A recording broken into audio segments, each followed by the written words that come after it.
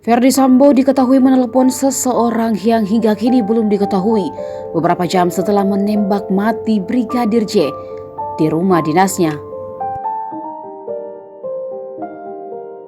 Siapa sosok itu masih jadi pertanyaan sampai saat ini.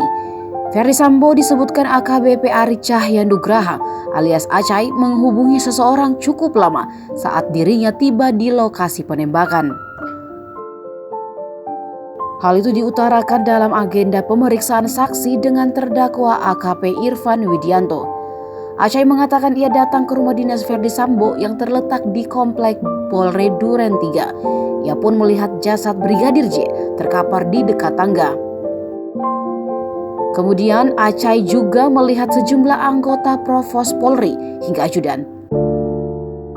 Ex-Kanit 1 Subdit 3 Ditipidum Bareskrim Polri ini pun hendak keluar rumah. Baru sampai garasi, Acai melihat Ferdy Sambo sedang menelpon di taman. Panggilan telepon yang dilakukan di bawah pohon pun itu disebut cukup lama.